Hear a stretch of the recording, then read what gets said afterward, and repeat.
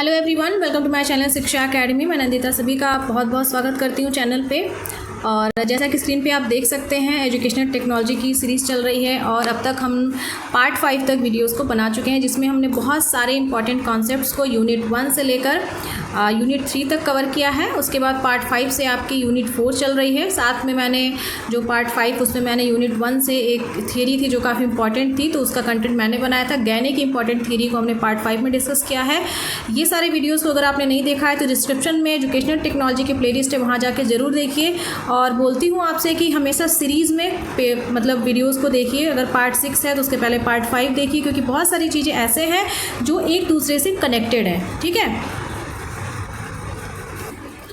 Video series में मैं आपको सिर्फ एमसीक्यूज़ नहीं करा रही हूँ, एमसीक्यूज़ के साथ जुड़े हुए कॉन्सेप्ट्स को भी क्लियर कर रही हूँ। तो जैसा कि स्क्रीन पे आप स्लाइड देख रहे हैं,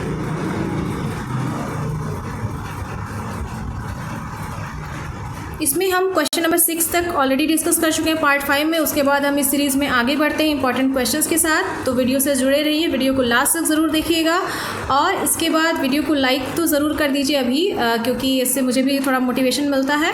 ठीक है, और साथ में आप कॉपी पेन लेकर बैठ जाइए। इंपॉर्टेंट एमसीक्यूज़ के साथ कुछ अगर एडिशनल इन्फॉर्मेशन मैं बताती हूँ, अगर आपको जो समझ में आता है वो आप नोट डाउन भी कर सकते हैं। चलिए इस वीडियो को बिना कुछ देर के शुरू करते हैं।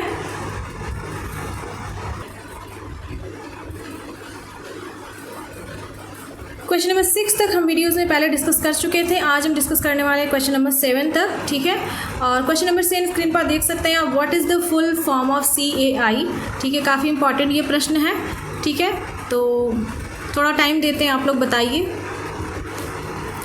स्क्रीन पे अगर ऊपर आप देख सकते हैं लिखा रहा है, CAI refers to an educational system of instruction perform almost entirely by computer. ठीक है, तो बेसिकली CAI जो है वो एक ऐसा मतलब इंस्ट्रक्शन देने का सिस्टम है जो पूरा मतलब कंप्यूटर के द्वारा दिया जाता है। ठीक है,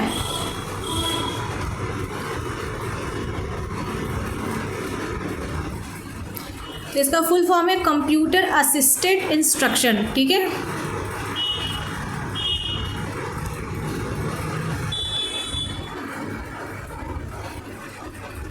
ठीक है, तो ये क्वेश्चन काफ़ी ज़्यादा इंपॉर्टेंट है, कंप्यूटर असिस्टेड इंस्ट्रक्शन। इस तरह से बहुत सारे इंपॉर्टेंट चीज़ें आपको इस वीडियो में आगे भी ज़रूर देखने को मिलेगी, जैसे मॉक का फुल फॉर्म क्या होता है।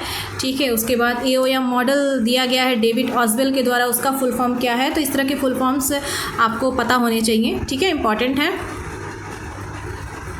अगले क्वेश्चन की तरफ बढ़ते हैं। अगला क्वेश्चन स्क्रीन पे आप देख सकते हैं जो CAI से ही रिलेटेड है। ठीक है,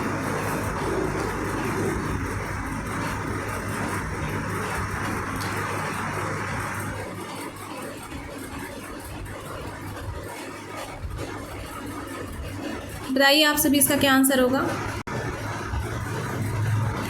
यहाँ पे हम ऑप्शन वाइज चलते हैं। ठीक है, तो जो कंप्यूटर असिस्टेड इंस्ट्रक्शन है, ठीक है, कंप्यूटर से सहायता प्राप्त जो निर्देश है उसका यूज़ किया जाता है। ऑप्शन नंबर ए में ए के हिसाब से चला जाएगी, फॉर्मल और नॉन फॉर्मल दोनों में ही। ठीक है, अब सबसे पहले यहाँ पे इंपॉर्टेंट है डिफरेंस आपको पता होना चाहिए कि भाई फॉर्मल, नॉन फॉर्मल और इनफॉर्मल, क्योंकि डिफरेंस नहीं पता होगा तो आप ये सवाल कर ही नहीं पाएंगे। ठीक है, तो सबसे पहले मैं डिफरेंस बता देती हूँ। फॉर्मल एजुकेशन वो होती है जो आप एक यूनिफॉर्म पहन के प्रॉपर एक स्कूल में एक पर्टिकुलर टाइम टेबल को फॉलो करते हुए जो आप प्राप्त करते हैं, ठीक है, वो आपकी फॉर्मल एजुकेशन औपचारिक शिक्षा में आएगी। उसके बाद जो आपके नॉन फॉर्मल एजुकेशन आएगी, जिसमें आपका डिस्टेंस एजुकेशन, जैसे आप इग्नू से कोई प्रोग्राम कर रहे हैं, ठीक है, जहाँ पे आपको जाना मतलब एक पर्टिकुलर फिक्स टाइम पीरियड पे जाना नहीं, आप घर से भी किताबें वगैरह मंगा के पढ़ सकते हैं, तो वो आपकी आ जाएगी नॉन फॉर्मल एजुकेशन में। इनफॉर्मल एजुकेशन होती है जो बच्चा जन्म लिया है उसके बाद जो घर में आस पड़ोस में परिवार से जो शिक्षा प्राप्त करता है वो आपका इनफॉर्मल में आएगा। ठीक है, तो ये option number A is right, बिल्कुल सही है कि भाई जो कंप्यूटर असिस्टेड इंस्ट्रक्शन का जो रोल है वो फॉर्मल और नॉन फॉर्मल दोनों ही शिक्षा में है। ठीक है, दूसरा ऑप्शन है computer assisted instruction CAI is based on the programme learning. तो डेफिनेटली ये भी ऑप्शन आपका सही है। ऑप्शन नंबर सी है first computer assisted instruction program. पहला CAI का हिंदी आप देख लीजिएगा एक बार। पहला जो CAI प्रोग्राम है वो उसका नाम क्या है, प्लेटो सिस्टम। ठीक है, और वो डेवलप किया गया university of Illinois in 1960s। ये भी ऑप्शन आपका यहाँ पे सही है। Option number D is right. ठीक है, तो यहाँ पे क्वेश्चन नंबर 8 में आपको सिर्फ दिख रहा है एक MCQs, बट यहाँ पे आपके 4 या 5 MCQs हैं। पहला MCQs तो आपको स्क्रीन पे दिख रहा है। दूसरा MCQs अगर पूछता है कि भाई कंप्यूटर असिस्टेड इंस्ट्रक्शन का कहाँ कहाँ यूज़ होता है, ऑप्शन दे दिया formal, non formal, informal, A and C is right. ठीक है, तो इस तरह से करके तो फॉर्मल और नॉन फॉर्मल याद रखिए। क्वेश्चन नंबर 3 हो गया कि प्रोग्राम लर्निंग में बेस्ड है। क्वेश्चन नंबर 4 हो गया कि फर्स्ट CAI प्रोग्राम का नाम बताइए, प्लेटो सिस्टम। क्वेश्चन नंबर 5 हो गया कि ये किस यूनिवर्सिटी में डेवलप किया गया, university of Illinois. Question number 6 हो गया कब किया गया, 1960s में किया गया। तो एक क्वेश्चन से यहाँ पे 6 क्वेश्चंस बनाए जा सकते हैं। टाइम सेव करने के लिए इसको मैंने इस तरह से फ्रेम किया है और इसको आप अपनी कॉपी में ज़रूर नोट कर लीजिएगा। ठीक है, आगे बढ़ते हैं अगले क्वेश्चन की तरफ।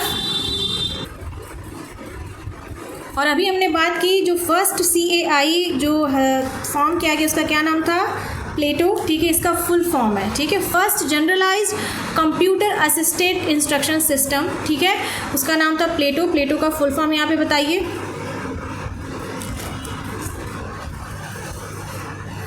इस तरह के फुल फॉर्म्स, ये सब चीज़ें आपको बिल्कुल पता होनी चाहिए, टिप पे होनी चाहिए। ठीक है,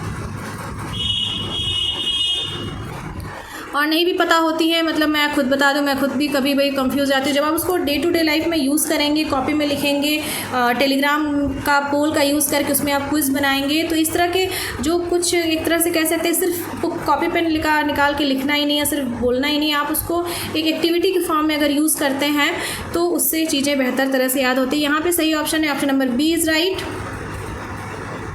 प्लेटो का फुल फॉर्म है program logic for automatic teaching operations. ठीक है, अगले क्वेश्चन की तरफ बढ़ते हैं।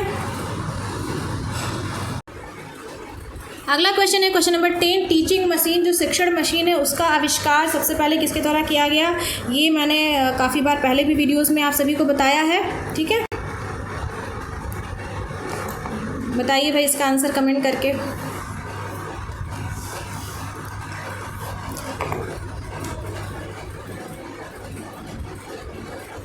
इसका आंसर है option number A is right, Sidney L Pressey. मैंने फुल फॉर्म भी यहाँ लिख दिया है, सिडनी लेविट प्रेसी। ठीक है, फुल फॉर्म्स भी आपको पता होने चाहिए, क्योंकि फुल फॉर्म्स ना पता होने की वजह से एक बार मैंने एक क्वेश्चन कॉम्पिटिटिव एग्ज़ाम में गलत किया है। ठीक है,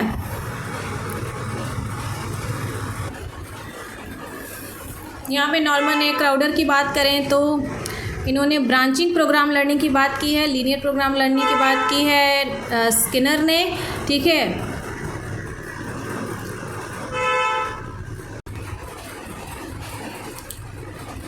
H.E. गैरेट की एक बुक आती है,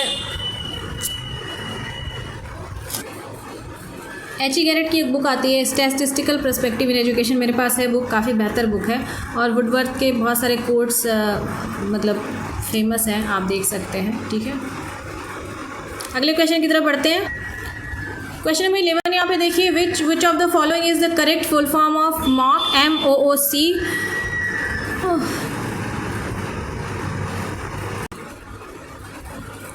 बताइए इसका full form. Massive open offline course. Extremely sorry for the background voice. ठीक है, इसका फुल फॉर्म यहाँ पे है। भैया अब एजुकेशनल टेक्नोलॉजी पढ़ रहे हैं तो यहाँ पे कोई भी चीज़ ऑफलाइन नहीं होगी, तो ऑप्शन नंबर A हट गया, ऑप्शन नंबर B हट गया। इस तरह से आप कॉम्पिटिटिव एग्जाम में ऑप्शन एलिमिनेट करके भी सही आंसर पता लगा सकते हैं। ठीक है, आज मेरा वीडियो ख़राब होने वाला है। यहाँ पे सही आंसर है option number D, massive open online course, ये इसका फुल फॉर्म है। ठीक है, काफ़ी ज़्यादा इंपॉर्टेंट है।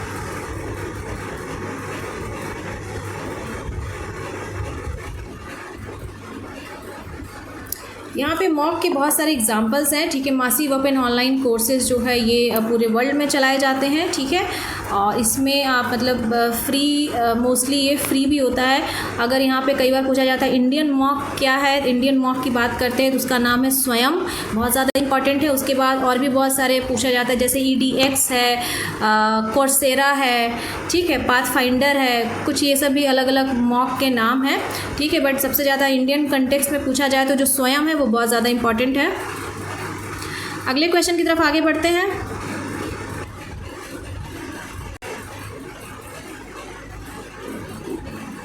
अगला क्वेश्चन मॉक से ही रिलेटेड है, ठीक है, कि मॉक के संबंधित कौन कौन से चीज़ें यहाँ पे सही लिखी हुई हैं, ठीक है। यहाँ पे option number E is right. अब यहाँ पे इंपॉर्टेंट पॉइंट्स हम यहाँ पे देखते हैं कौन कौन सी चीज़ें मॉक से जुड़ी हुई हैं और इन्हीं से क्वेश्चन आपको मिलेंगे फ्यूचर में, ठीक है।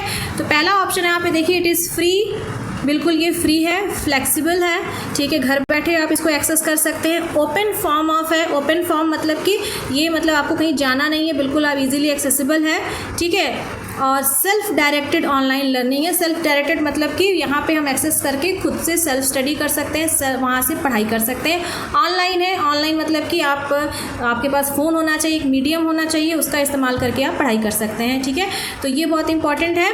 उसके बाद आप ऑप्शन नंबर बी यहाँ पे देखिए, global mock platform. Global mock platform जो पूरे वर्ल्ड वाइड एग्जिस्ट करते हैं, पूरे मतलब वर्ल्ड में एग्जिस्ट करते हैं, उसके एग्जांपल्स यहाँ पे दिए हुए हैं, जैसे कि कोर्सेरा है, फ्यूचर लर्न है, EDX है, कैनवेक्स है और भी बहुत सारे हैं। तो ये ग्लोबल मूक प्लेटफॉर्म हो गए, ठीक है, ग्लोबल मॉक प्लेटफॉर्म। उसके बाद आपके आते हैं इंडियन मॉक प्लेटफॉर्म। इसमें भी कई सारे आते हैं, मोस्ट इंपॉर्टेंट स्वयं है। बाकी मतलब आपको आगे जब UGC नेट वगैरह देंगे ना, तब आपके लिए NPTEL क्या है, मूकिट क्या है, IIT बॉम्बे एक्स है, ये सब आपको हायर लेवल पे, मतलब जब आप M.Ed करेंगे और आपको नेट की तैयारी, नेट में मतलब अभी एंट्रेंस को कवर कर रहे हैं, तो इतना मतलब बेसिक जानना आपके लिए काफ़ी है कि ग्लोबल मूक में क्या है, इंडियन मूक में क्या है। बेसिकली स्वयं ज़्यादा इंपॉर्टेंट है, तो वो आपको मतलब उसके लिए आपको देखना चाहिए। बाकी बहुत हायर लेवल का है, ठीक है। पॉइंट नंबर डी जो लिखा है, it is model for delivering learning content online to any person via web. मतलब इंटरनेट की आपको ज़रूरत है, इंटरनेट चाहिए। वाया वेब का मतलब यहाँ पे है, वेब के माध्यम मतलब इंटरनेट चाहिए, उसके माध्यम से आप ऑनलाइन कहीं भी रह करके आप फ्री अपना एक स्टडी कर सकते हैं, ठीक है। तो आप लोग को मैं एक टास्क देती हूँ, स्वयं का एक बार गूगल पे स्वयं डाल करके स्वयं का जो ऑफिशियल वेबसाइट है उसको एक बार सर्च करिएगा, थोड़ा देखिएगा कि भाई क्या क्या चीज़ें हैं वहाँ पे, ठीक है। और आप अबाउट सेक्शन में जाके भी वहाँ पे उसके बारे में जानकारी प्राप्त कर सकते हैं। तो एटलीस्ट जो इंडियन मॉक है, जो स्वयं है, जो काफ़ी एग्जाम्स में पूछा जाता है, उसके बारे में तो एटलीस्ट आप एक बार ये काम खुद से करिएगा, ठीक है। तो हमने अभी बात की क्वेश्चन नंबर 11 में मॉक के फुल फॉर्म की। पहला क्वेश्चन बन गया मॉक का फुल फॉर्म पूछा जा सकता है। दूसरा क्वेश्चन बन गया कि भाई फ्री फ्लेक्सिबल है, ऑनलाइन लर्निंग है, सेल्फ डायरेक्टेड है, इससे क्वेश्चन बनाया जाएगा। तीसरा क्वेश्चन हो गया कि ग्लोबल मूक प्लेटफॉर्म के नाम बताइए, ऑप्शन आपको दे देगा, ठीक है। चौथा क्वेश्चन हो गया इंडियन मूक के प्लेटफॉर्म के नाम बताइए, ठीक है। अब पाँचवा क्वेश्चन पूछ लेगा कि भाई model for delivering learning content online या ऑफलाइन, ठीक है, ठीक है। तो इस तरह से क्वेश्चन आपको बना के देगा। तो कॉन्सेप्ट क्लियर रहेगा कि भाई मासिव ओपन ऑनलाइन कोर्स है इसका नाम, तो ये ऑनलाइन है, कंफ्यूज नहीं होना है, ठीक है। तो इस तरह से काफ़ी सारे क्वेश्चंस इस एक प्रश्न से बनाए जा सकते हैं और इसी तरह से आपको अपनी कॉपी में भी हेडिंग डाल करके पॉइंट वाइज नोट करते जाना है, ठीक है। अगले क्वेश्चन की तरफ आगे बढ़ते हैं। अगला क्वेश्चन है फुल फॉर्म ऑफ स्वयं, ठीक है। इसको मैंने ऐसे ही डायरेक्ट लिख दिया है। यहाँ पे स्वयं से रिलेटेड जो है कि इंडियन मॉक है, Indian massive open online course, ठीक है।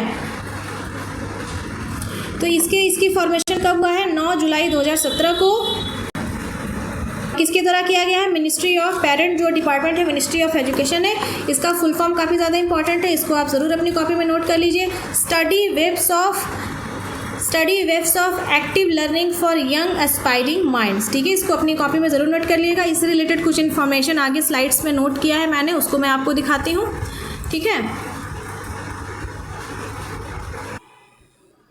ठीक है, तो यहाँ पे कुछ इंपॉर्टेंट पॉइंट स्वयं से रिलेटेड लिखे हुए हैं जो आपको काफ़ी हेल्प करने वाले हैं। पहला लिखा हुआ है study webs of active learning for young aspiring minds. ये एक मॉक प्लेटफॉर्म है, ठीक है। हिंदी भाषा के जो लोग देख रहे हैं वो हिंदी माध्यम वाला जो साइट में लिखा उसको पढ़िए। It was developed indigenously by AICTE इन 2016, ठीक है, to facilitate hosting of online course which could be accessed by anyone anywhere at any time free of cost, ठीक है। तो बिल्कुल फ्री ऑफ कॉस्ट है, AICTE के द्वारा डेवलप किया गया। यहाँ पे भी मैंने थोड़ी देर पहले बताया 9 जुलाई 2017, ठीक है। और यहाँ पे इसको मैंने कहीं तो पढ़ा है, आई थिंक इसको मैं रिलेट नहीं कर पा रही हूँ। मैं एक बार इसको मैं एक बार वेरीफाई करके यहाँ पे कमेंट में पिन कर दूँगी, ठीक है। आई थिंक ये डेवलप किया गया जो स्वयं है ये AICTE के द्वारा 2016 को डेवलप किया गया।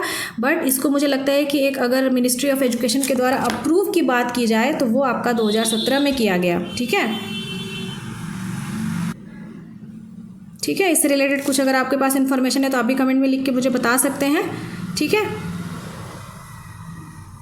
तो ये एक बात है, यहाँ पे AICTE की तरह 2016 में ये प्लेटफॉर्म डेवलप किया गया, ठीक है। और एक MOOC प्लेटफॉर्म है जो हमारा स्वयं है, फ्री ऑफ कॉस्ट है, ऑनलाइन कोर्सेज होस्ट किया जाता है यहाँ पे। Aim is to achieve 3 cardinal principle of education policy. ये बहुत ज़्यादा इंपॉर्टेंट पॉइंट है जो आपका यहाँ पे स्क्रीन पे लिखा हुआ है, ठीक है, कि जो स्वयं का उद्देश्य है वो शिक्षा नीति के 3 मूलभूत सिद्धांत। इससे भी क्वेश्चन बनाया जा सकता है कि वो कौन से 3 मूलभूत सिद्धांत हैं। एक्सेस, इक्विटी एंड क्वालिटी, ये तीनों बहुत ज़्यादा इंपॉर्टेंट है, ठीक है। तो इसको आप ज़रूर अपनी कॉपी में नोट कर लीजिएगा। और यहाँ आज हम इसको यहीं पर एंड करते हैं। इसके बाद और आगे जो क्वेश्चन है वो हम अगले पार्ट में डिस्कस करेंगे। ऑलरेडी वीडियो 15 मिनट से अबव हो गया है, ठीक है। तो छोटे छोटे पार्ट्स में वीडियो बनाते हैं जिससे कि आप एक मतलब ब्रेक भी ले सकते हैं। ब्रेक के बाद फिर आप ऐसे ही पॉइंट वाइज आप नोट डाउन कर सकते हैं, ठीक है।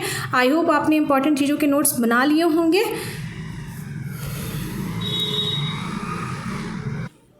और वीडियो अच्छी लगी हो तो प्लीज़ अपने जेन्युइन कमेंट ज़रूर पोस्ट करिए, ठीक है। और क्योंकि जो कंटेंट बनाया इसमें काफ़ी मेहनत लगी है और ये काफ़ी ज़्यादा इंपॉर्टेंट है, ठीक है। और एमएड पॉइंट ऑफ व्यू से भी इम्पॉर्टेंट है। अगर आप एक सपना देख रहे हैं कि फ्यूचर में आप मतलब अगर हायर एजुकेशन में आप जाना चाहते हैं, जो भी यहाँ पे वीडियो देख रहे हैं, अगर आप सच में हायर एजुकेशन में जाना चाहते हैं फ्यूचर में, क्योंकि आपको मतलब मैं बता रही हूँ, मैंने नेट क्वालिफाई किया है फर्स्ट सेमेस्टर में ही, कि आप जैसे ही एमएड में एडमिशन लेते हैं आप एलिजिबल हो जाते हैं नेट देने के लिए। उसके साथ बस कंडीशन ये है कि यूजीसी का नेट अगर आप फर्स्ट सेमेस्टर में क्लियर करते हैं तो विद इन 2 ईयर रिजल्ट आने के आपका एमएड कंप्लीट होना चाहिए, तो आपका वो सर्टिफिकेट बिल्कुल वैलिड है, ठीक है। और डेफिनेटली 2 साल के अंदर तो हो ही जाएगा आपका एमएड। तो इसलिए आप बिल्कुल मतलब यही सारी चीज़ें थोड़ी सी हायर लेवल पे नेट में भी पूछी जाती हैं। तो मैंने नेट क्लियर किया है, मैं एमएड ऑलरेडी कर रही हूँ, तो मैं जो पढ़ा रही हूँ आपको, मुझे पता है कि किस लेवल तक एंट्रेंस में आएगा, किस लेवल तक आपके एमएड में आएगा, किस लेवल तक यूजीसी नेट में आएगा। एटलीस्ट मतलब बहुत ज़्यादा तो नहीं, बट थोड़ा मतलब थोड़ा सा अनुभव है मेरे पास, ठीक है। तो मैं जो भी चीज़ें यहाँ पे अपने चैनल पे बताती हूँ वो अपने ही अनुभव और जो भी थोड़ा सा ज्ञान है मेरे पास उसी के बेसिस पे, ठीक है। क्योंकि अभी बहुत कुछ सीखना बाकी है, बहुत कुछ पढ़ना बाकी है मुझे भी, ठीक है। तो ये सारी चीज़ें जो भी मैं वीडियो के लास्ट में टिप्स देती हूँ उसको आप लोग ज़रूर सुना करिए, क्योंकि एक मतलब अनुभव मैं आपको बताती हूँ, या कहीं मैंने भी कुछ मिस्टेक्स की अपनी पढ़ाई के दौरान, या कुछ जगहों पे एक कमी मैंने देखा कि भाई ये एक छात्र जीवन में जब आप छात्र रहते हैं तो मतलब एजुकेटर भी जीवन भर ही छात्र रहता है, बट आपका जो पढ़ाई पीरियड होता है उसके बाद एक आपका जॉब पीरियड होता है। तो पढ़ाई पीरियड के दौरान छोटी छोटी मिस्टेक्स हम कर देते हैं, तो उन चीज़ों को मैं यहाँ पे बताती हूँ, ठीक है। तो चलिए मिलते हैं फिर अगले वीडियो में पार्ट 7 के साथ, ठीक है। और जो भी पुराने वीडियोस को ज़रूर आप देखिए और नोट्स बना के ज़रूर पढ़ने की आदत डालिए, ठीक है। Thank you for watching. मिलते हैं फिर नेक्स्ट वीडियो में। प्लीज़ वीडियो अगर अच्छी लगी हो तो मेंबरशिप प्लान में है ये वीडियो, आप और भी अपने बैचमेट्स को बोल सकते हैं कि मैम की मेंबरशिप बहुत कम है, 89 रुपीज़ है और कंटेंट बहुत अच्छा है, तो वो भी उसको परचेज़ करके आप एक्सेस कर सकते हैं। और शिक्षा अकेडमी को इस तरह से आप एक बहुत बड़ा सहयोग देंगे, मेरी जो मेहनत है उसको बहुत बड़ा सहयोग देंगे।